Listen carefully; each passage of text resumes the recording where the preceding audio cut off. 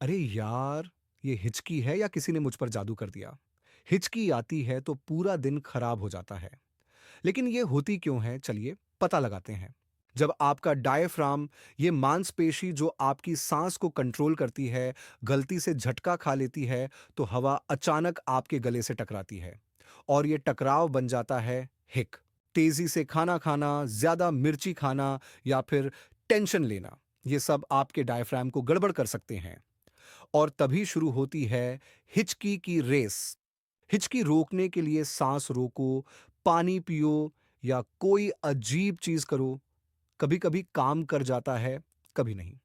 लेकिन हिचकी अपने टाइम पर खुद ही भाग जाती। तो अगली बार जब हिचकी आए, परेशान मत होना। ये तो बस आपका डायफ्राम शरारत कर रहा है।